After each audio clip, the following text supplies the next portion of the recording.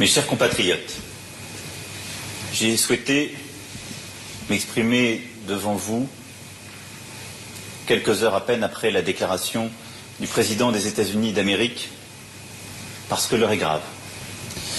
Je prends note de la décision du président américain de se désengager de l'accord de Paris sur le climat. Je respecte cette décision souveraine, mais je la regrette. Et je considère qu'il commet là une erreur pour les intérêts de son pays et de son peuple, et une faute pour l'avenir de notre planète. Je viens un instant d'échanger avec le président Trump et j'ai eu l'occasion de lui en faire part. Le changement climatique est l'un des grands défis de notre temps. Ce qui paraissait encore pouvoir être discuté il y a quelques années s'impose désormais à nous tous, avec une grande évidence. La biodiversité est menacée. Le dérèglement climatique affame plusieurs continents, dévaste certaines régions, chasse des habitants de leur patrie. En France même, nous observons chaque année les conséquences de ce dérèglement. Si nous ne faisons rien, nos enfants connaîtront un monde fait de migration, de guerres, de pénuries, de disparition d'archipels et de villes côtières causées par ces évolutions. Cela a déjà commencé. Ce n'est pas l'avenir que nous voulons pour nous. Ce n'est pas l'avenir que nous voulons pour nos enfants. Ce n'est pas l'avenir que nous voulons pour le monde. La vocation de la France est de mener ces combats qui impliquent l'humanité tout entière. C'est pourquoi la France s'est placée à l'avant-garde de la lutte contre le changement climatique. Elle s'est engagée résolument dans toutes les négociations internationales. Et en décembre 2015, la France a réussi ce tour de force de faire signer 195 pays, de leur faire signer un engagement commun, l'accord de Paris pour le climat. Alors oui, je vous le dis ce soir avec beaucoup de force. Nous ne renégocierons pas un accord moins ambitieux. En aucun cas. La France ce soir appelle l'ensemble des pays signataires à demeurer dans le cadre de l'accord de Paris, à rester à la hauteur des responsabilités qui sont les nôtres et à ne rien céder.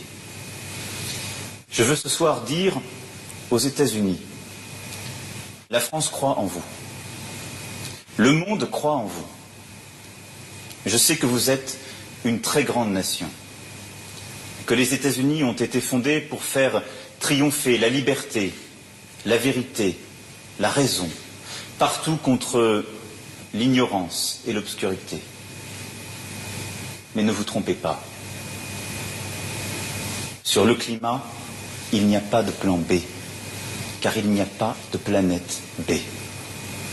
Alors oui, nous continuerons.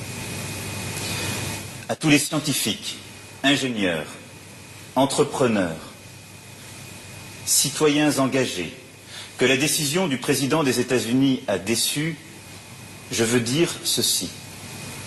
Vous trouverez dans la France une seconde patrie. Je vous lance un appel.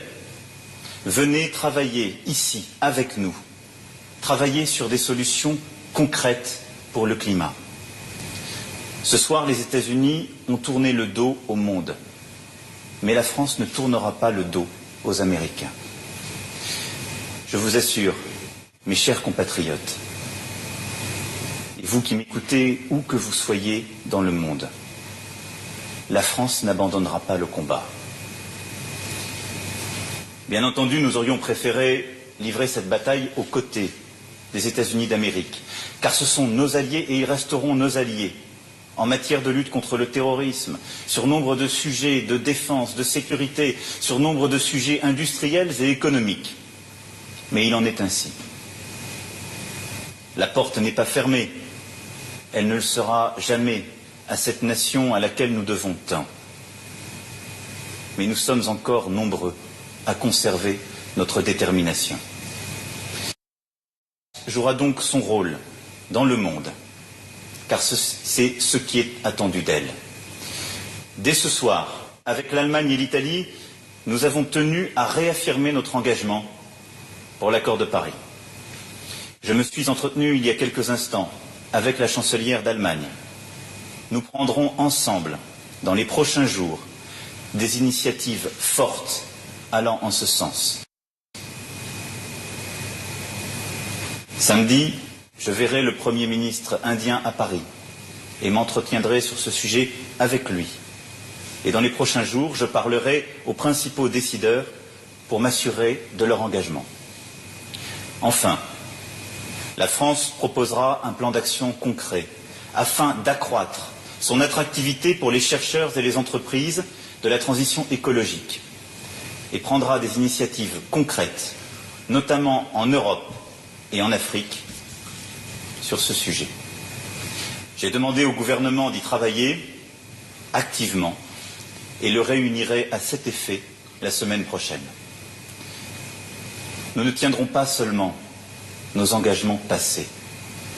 Dès ce soir, la France se doit d'être plus ambitieuse encore pour l'avenir, pour notre avenir. Vive la République, vive la France.